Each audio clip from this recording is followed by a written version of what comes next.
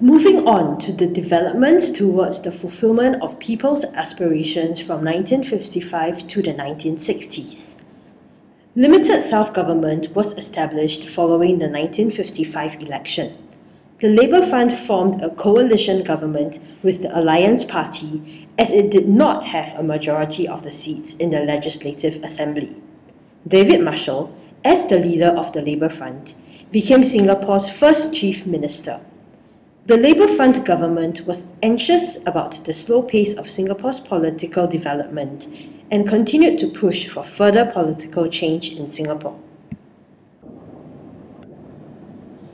The Labour Front government from 1955 to 1959. The Labour Front government sought to win the support of the people in pushing the British colonial government for internal self-government.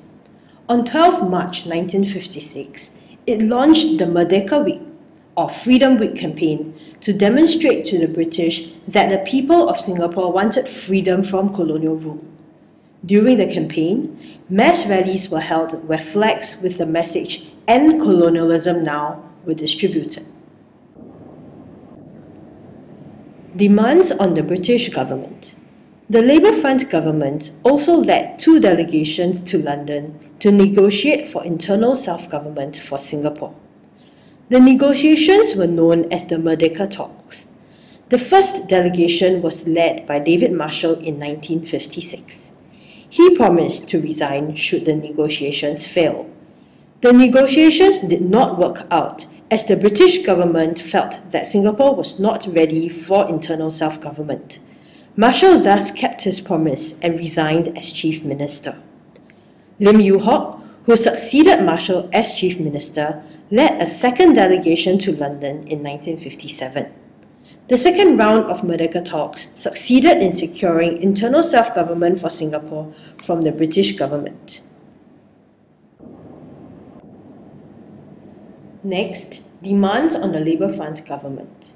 The Labour Front government under Marshall faced problems of unrest.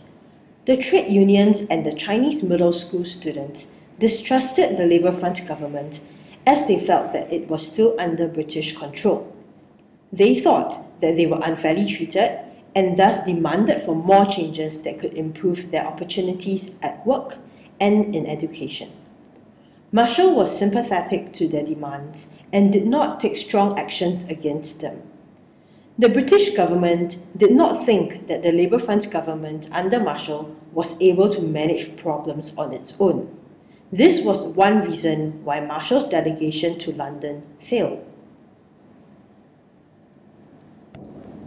The Labour Front government under Lim Yew Hock, on the other hand, took tough actions to control the Chinese middle school students and trade unions. This was because the government was concerned that the students and trade unions were under communist influence. Some of these actions taken included closing of the SCMSSU. The British government was impressed with Lim Yew Hock's efforts to exert control over these 2 groups. It was thus willing to grant internal self-government to Singapore. Preparations for internal self-government. The securing of internal self-government was an important stage in Singapore's political development. With internal self-government, local officials could exert control over internal aspects of government, which included housing, finance, and trade and industry.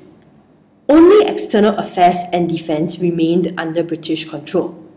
The control of internal security was shared between the British and the local officials. A general election was held on 30th May 1959 to elect people to form a new government. All 51 seats in the Legislative Assembly were contested. About 525,000 people voted as compared to about 160,000 who voted in 1955.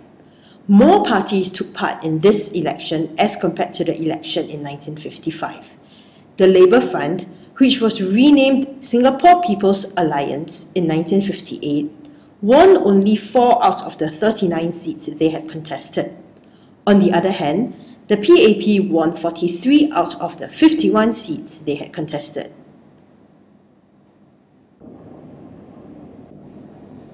The People's Action Party government, 1959 to 1960s. In 1959, Singapore attained internal self-government with the PAP forming the government. Lee Kuan Yew, as the leader of the PAP, became Singapore's first Prime Minister. This was the first government of Singapore in which all its members were elected by the people. With more people from diverse backgrounds taking on Singapore citizenship, the PAP government saw the need to nurture a sense of belonging among its citizens. The national flag was unveiled on 3rd December 1959, together with the state crest and the national anthem. Under the PAP government, measures were introduced to improve people's living and working conditions. These included areas such as public works and general welfare, housing, education, and employment.